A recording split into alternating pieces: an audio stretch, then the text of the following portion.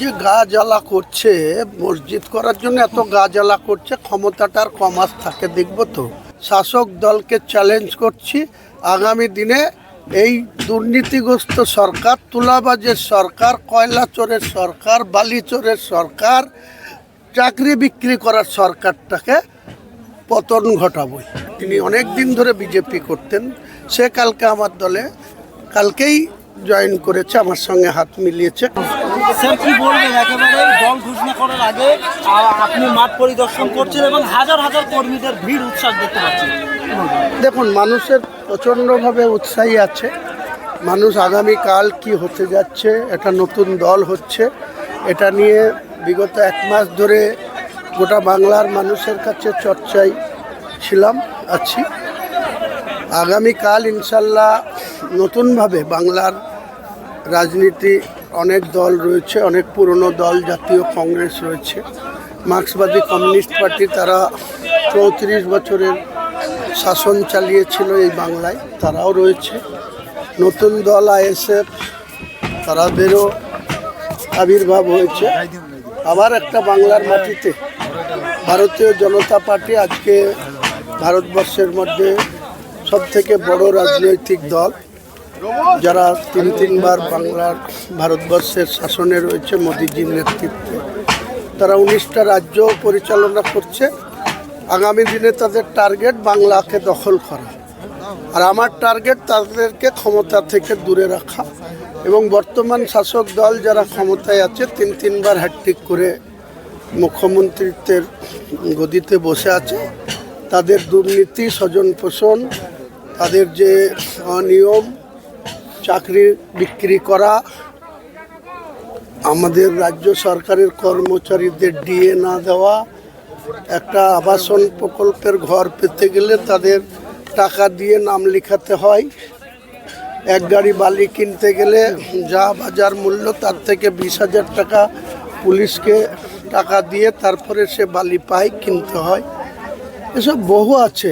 তাছাড়া আজকে আমার কাছে একটি তথ্য এসছে, যেটা মুর্শিদাবাদ জেলা পরিষদের একজন WBCS অফিসার, যিনি সচিব সেক্রেটারি, তিনি ডাইরেক্ট একটা কন্ট্রাক্টরের কাছ থেকে তিনি টাকা নিয়েছেন, প্রায় 1.5 কোটি টাকা, বেশ কিছু কাজের বিনিময়ে। এছাড়াও তিনি অনলাইনে 10 থেকে 12 লক্ষ টাকা তার অ্যাকাউন্টে নিয়েছে, তার প্রমাণ আমার কাছে আছে। কালকে ডায়াস থেকে আমরা এসব প্রমাণ তুলে, এরা যে দুর্নীতিগ্রস্ত প্রশ্রয় দিয়ে চলেছে, তিস্তর পঞ্চায়েত, পৌরসভা এবং রাজ্যের শাসন ক্ষমতা যিনি চালাচ্ছেন, তার প্রশাসনের একাংশ যে পুরোপুরি দুর্নীতিগ্রস্ত। এবং আজকে তৃণমূল কংগ্রেসের সরকার, আজকে তৃণমূলের কোনো নেতার হাতে কোনো ক্ষমতা নেই, এমএলএদের হাতে ক্ষমতা নেই, পঞ্চায়েতের প্রধানের কোনো গুরুত্ব নেই, পঞ্চায়েত সমিতির সভাপতিদের কোনো গুরুত্ব নেই, সমস্ত আধিকারিকরাই প্রশাসন চালায়। একটাই পোস্ট, বিরোধীরা বলে, শুভেন্দুরা বলে একটাই পোস্ট, বাকি সব ল্যাম্প পোস্ট। সেটা আগামীকালকে থেকে আমিও মানুষের কাছে তথ্য দিয়ে তুলে ধরবো যে সত্যিই একটাই পোস্ট, বাকিরা সব ল্যাম্প পোস্ট। তার আন্ডারে যারা আধিকারিক রয়েছে, তারা সব কিছু সরকারি কোষাগার থেকে সুবিধা, ফুয়েল, গাড়ি, স্যালারি সব পাচ্ছে, অথচ তাদের টেবিল মানি না দিলে বাংলার মানুষের, সাধারণ মানুষের কোনো কাজ হয় না।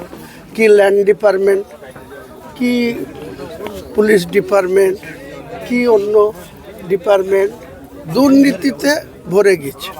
এই দুর্নীতিগত সরকারের অপসারণ বা তাদের সরিয়ে দেওয়ার দাবিতে কালকে নতুন দল। দাদা, আজকে একাধিক মানুষের সঙ্গে কথা বললাম, একজন বিজেপির সক্রিয় নেতা, তিনি বলছেন যে কালকে হুমায়ুন স্যার দল ঘোষণা করবেন, আমার নেতৃত্বে কয়েক হাজার মানুষ এই মঞ্চে তাকে দেখা যাবে। এই যে বিজেপিদের একটি আগ্রহ জন্মালো আপনাদের। গতকালকেই বিজেপির একজন দীর্ঘদিনের মণ্ডল সভাপতি বা জেলা কমিটির আসর আলী রেজিনগরে, তিনি অনেক দিন ধরে বিজেপি করতেন, সে কালকে আমার দলে কালকেই জয়েন করেছে, আমার সঙ্গে হাত মিলিয়েছে। কালকে ডায়াসে তাকে তুলব।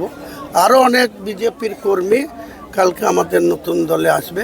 তৃণমূলের হাজার হাজার সাধারণ কর্মী যারা তৃণমূলকে ভোট দিয়ে 3বারে মুখ্যমন্ত্রী করেছে, অগণিত লক্ষ লক্ষ সাধারণ মানুষ কালকে আমার এই নতুন দলের সূচনায় উপস্থিত থাকবে। কালকে রেজিনগর মঞ্চ থেকে আপনি যে একটা মানুষের সংখ্যা করেছিলেন যে এতগুলো মানুষ হতে পারে, কিন্তু এইখানকার মানুষ বলছে আপনি যা সংখ্যা করেছিলেন তার থেকে মানে 10 লক্ষর মানুষ তারা আশঙ্কা করছে এই মাঠে জমাতে।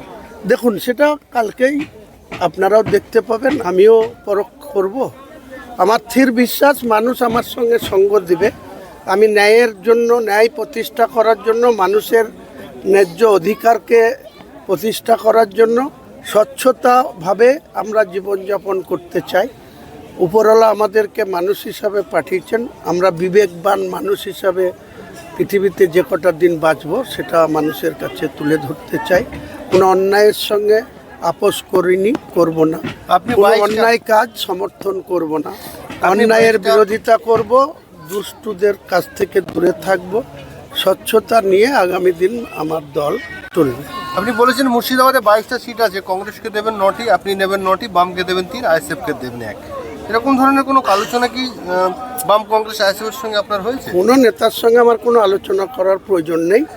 আমি ওপেন ফোরামে বলছি, আপনাদের মিডিয়ার সমস্ত চ্যানেলকে বলছি, যদি তারা সিপিএম মনে করে, কংগ্রেস মনে করে, আইএসএফ মনে করে যে তারা 3 জনায় জোট করে তৃণমূলকে ক্ষমতাচ্যুত করতে পারবে, তারা লড়ুক না, কোনো অসুবিধা নেই। তারা তো 16তেও জোট করেছিল, তার কি রেজাল্ট হয়েছিল মানুষ ভুলে যায়নি। 21এও তারা জোট করেছিল, শূন্য পেয়েছে, সিপিএমও শূন্য, কংগ্রেসও শূন্য। পরবর্তীকালে সাগরদিঘি মুর্শিদাবাদের বাই ইলেকশনে বাইরনকে জিতেছিল, সেই বাইরনকে 3 মাস কংগ্রেস ধরে রাখতে পারেনি। আমি একটুকু বলতে পারি, আগামী দিনে আমার যে নতুন দল, সেই দলের প্রতীক নিয়ে যারা নির্বাচিত হবে তারা কারো কাছে আত্মসমর্পণ করবে না, কোনো কিছুর বিনিময়ে কারো দলে যাবে না। আমার নতুন দল, সেই দলের আমি রাজ্যের চেয়ারম্যান বা সভাপতির দায়িত্ব পালন করব। আমার 75 জন সহকর্মীর স্টেট কমিটি কাল ডিক্লেয়ার করব এবং পশ্চিম মেদিনীপুরের জেলার সভাপতি ডিক্লেয়ার করব কাল। বাকি প্রত্যেকটা জেলার জেলা সভাপতি, তাদের কমিটি, ব্লক কমিটি, জেলা কমিটি, রাজ্যের আরও কমিটিকে সম্প্রসারণ করা হবে, আরও বাড়ানো হবে পরিধি। এবং নির্বাচনের ময়দানে আমি ডাইরেক্ট শাসক দলকে চ্যালেঞ্জ করছি, আগামী দিনে এই দুর্নীতিগ্রস্ত সরকার, তুলাবাজের সরকার, কয়লা চোরের সরকার, বালি চোরের সরকার, চাকরি বিক্রি করার সরকারটাকে পতন ঘটাবই।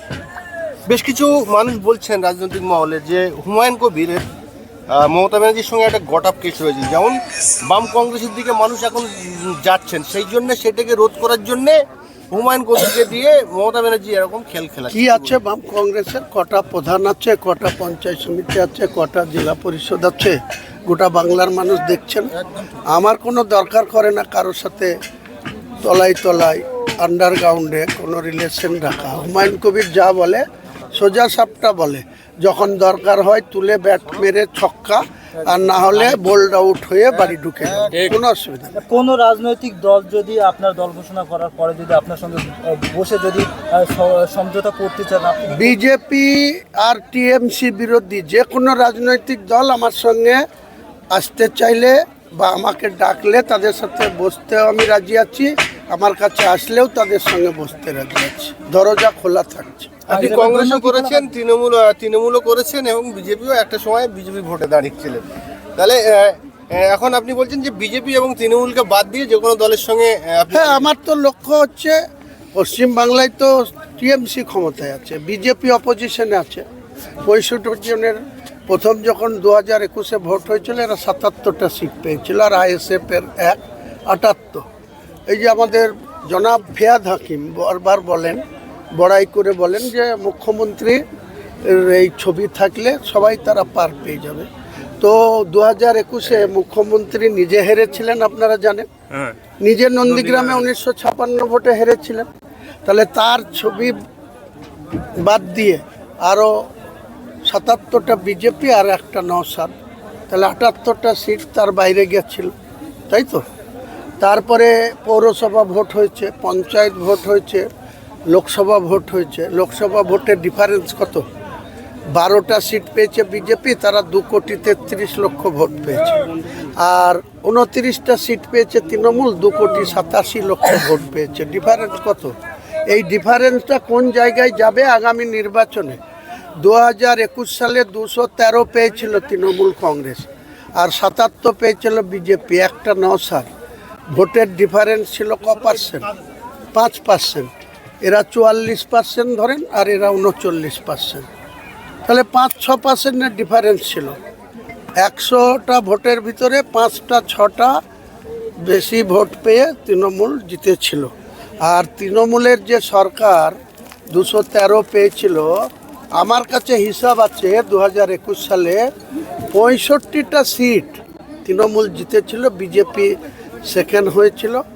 মাত্র 500 থেকে 2000 ভোটে 65টা সিট তৃণমূল জিতেছিল, তাই তারা 213-তে পৌঁছেছিল। তা নাহলে 150-এই থেমে যেত।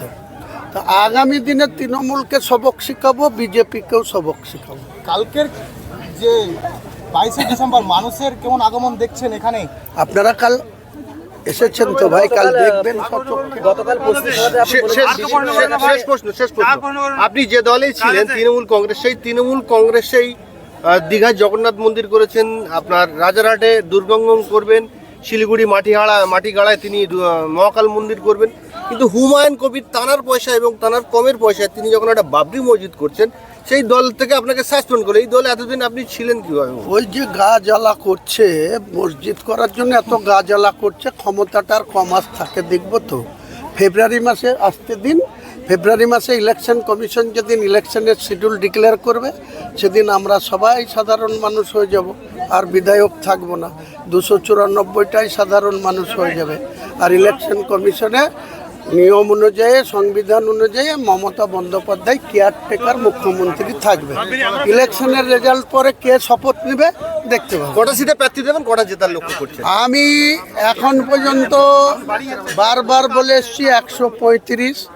আজকের দিনে হিসাব আছে 182। আপনি কাল পর্যন্ত যান, আগামী ফেব্রুয়ারি পর্যন্ত আসুন, 294টাতেও লড়তে পারি, কোনো চিন্তা নেই।